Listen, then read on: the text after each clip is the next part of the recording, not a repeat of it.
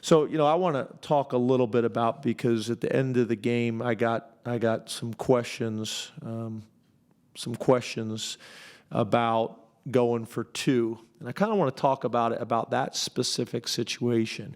But I also kind of want to talk big picture of what I struggle with, and maybe next summer at the barbecue, you guys can fill me in on your perspective, because it's probably not the setting for this right now. But so going for two in that situation, we looked at the classic 2-point chart, which said go for it.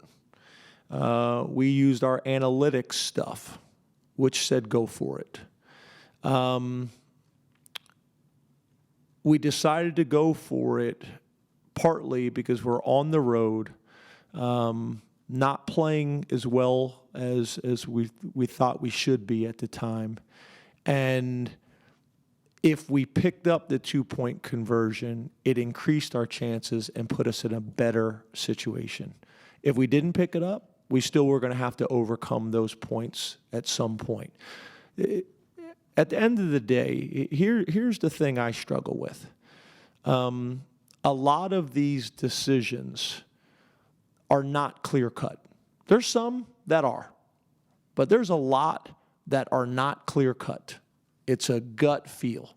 And what I struggle with is when those decisions, and again, I already told you, the 2-point chart said go for it, the analytics stuff said go for it, but then opinions are stated as facts. And I struggle with that. I struggle with things that go on when it comes to discipline, and people know very little of the story but have really strong opinions on how things are supposed to play out. I'll give you another example. The end of the game. We're trying to decide, do we go onside kick? Everybody know what I'm talking about. End of the game. Do you go onside kick there?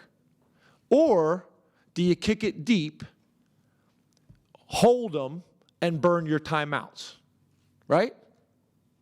We decided to kick it deep. We decided to do a squib kick. You guys probably saw me bring them over there, because I was hoping with a squib kick we have a chance of maybe pinning them inside the 25, because every yard mattered at that point. And you never know. With one guy deep having to cover the whole field, you kick it on an angle, you may go down and recover it. He may bobble it, which he did bobble it. We stopped them, went 3 and out. I burned the timeouts. That was the right decision. Why? Why was that the right decision? Because it worked. Because we stopped them. They went 3 and out, and I burned the timeouts. If they would have picked up 2 first downs and ended the game, I would have been getting my butt ripped in the press conference for why didn't you go onside kick?